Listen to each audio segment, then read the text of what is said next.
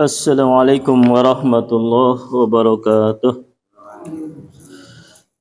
Nahmaduhu wa nusalli wa nusallimu ala rasulihil karim wa ala alihi wa sahbihi amma ba'd.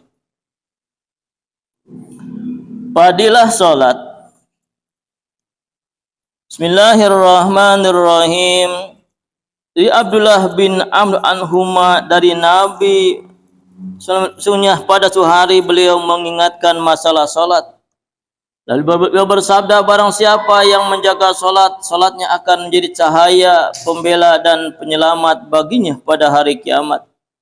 Dan barang siapa tidak menjaga salatnya, niscaya tidak ada cahaya pembela dan penyelamat baginya. Dan pada hari kiamat ia akan dikumpulkan bersama Fir'aun, Haman dan Ubay bin Khalaf. Hadis Ahmad dan Ibnu Hibban. Semua orang pasti tahu siapakah Fir'aun dan bagaimana kekufurannya. Ia menyebut dirinya Tuhan. Dan Haman adalah perdana menterinya. Sedangkan Ubay bin Khalaf adalah musuh besar Islam dari kaum musyrikin Mekah. Sebelum hijrah, Ubay bin Khalaf pernah berkata kepada Nabi SAW, aku telah memelihara seekor kuda dengan memberinya cukup makan, dan dengan kuda itu aku akan membunuh Muhammad. Na'udzubillah min dzalik. Sahut Nabi, insyaallah aku akan membunuhmu. Ketika terjadi perang Uhud, Ubay bin Khalaf mencari Nabi dan berkata, jika hari ini Muhammad lolos dariku, pasti aku akan celaka. Ketika ia menemui Nabi, para sahabat hendak membunuhnya dari jauh. Tetapi Nabi mencegahnya. Biarkan ia mendekat. Ketika Ubay sudah mendekat, Nabi menarik sebilah tombak dari salah seorang sahabat. Lalu beliau melemparkannya ke arah Ubay dan berhasil menggores lehernya. Meskipun hanya tergores sedikit, Ubay terjatuh dari kudanya beberapa kali dan jatuh bangun. Lalu ia berlari kepada pasukannya sambil berteriak, demi Tuhan, dia telah membunuhku. Meskipun teman-temannya menenangkannya dengan berkata, jangan khawatir, itu hanya goresan. Namun ia tetap meyakini ucapan Nabi ketika di Makkah, bahwa beliau akan membunuhnya. Demi Tuhan, seni Muhammad hanya meludahiku pun, aku pasti akan mati olehnya. Ubay bin Khalaf terus berteriak seperti seekor sapi jantan.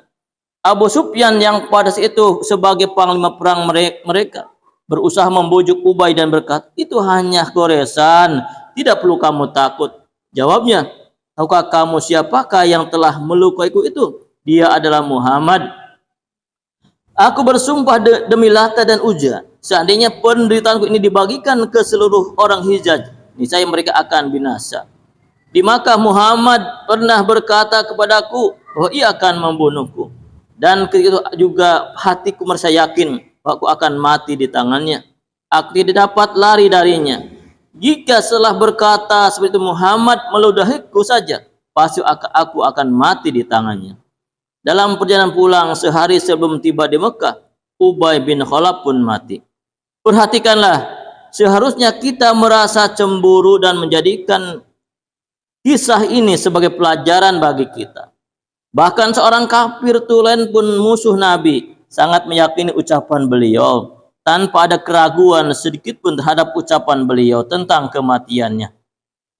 Sedangkan kita yang mempercayai kenabian beliau meyakini setiap ucapannya, mempercayai kepastian petunjuk-petunjuknya, dan mengaku sangat mencintainya dan membanggakan diri sebagai umatnya. Tapi manakah sabda-sabda Nabi yang telah kita amalkan? Dan semanakah kita takut terhadap ancaman azab yang disampaikan oleh Nabi kepada kita? Setiap musim mestilah bercermin untuk mengoreksi diri masing-masing sebelum ia membicarakan semua urusan orang lain. Alhamdulillah, hadis menjelaskan tentang kerugian orang-orang yang meremehkan atau melalaikan sholat.